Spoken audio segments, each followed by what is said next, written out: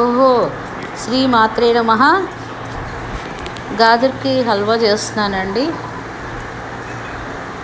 అయితే ముందుగా కాజు కిస్మిస్ అన్నీ ఫ్రై చేసుకొని ఇలా కద్దుకస్ చేశాను అంతాను. చేసిన తర్వాత క్యారెట్ ఇలా కద్దుకస్ చేశాను. చేసిన తర్వాత ఇవన్నీ ఇలా ఫ్రై అయిన తర్వాత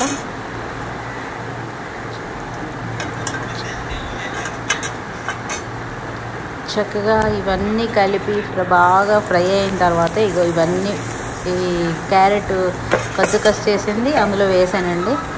వేసింది బాగా దీన్ని కూడా ఫ్రై చేసుకున్నాను. ఇందులో బీట్రూట్ కూడా వేసాను, చూడండి, బీట్రూట్ కూడా వేసాను. కలర్ అది భలే వచ్చింది, మంచి కలర్. 1 లీటర్ పాలు వేసాను ఇందులోని. పాలు లేదు అంటే నీళ్ళు వేసుకోవచ్చు, ప్రాబ్లం ఏమీ లేదు. పాలు వేసుకుంటే మంచి టేస్ట్ వస్తుంది, అంతే డిఫరెన్స్. నీళ్ళతో కూడా చేసుకోవచ్చు. బాగా ఫ్రై అయిన తర్వాత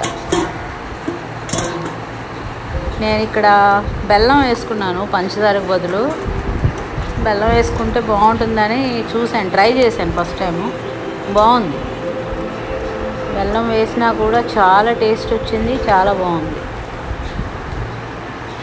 ఇలా బెల్లం అంతా మెత్తగా ఇది చేసుకొని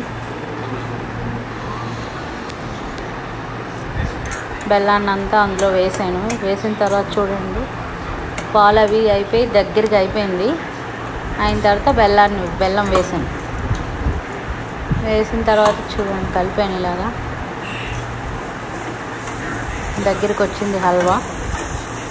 మీరు పంచదార వేసుకొని చేసుకోవచ్చు. హల్వా రెడీ, ట్రై చేయండి.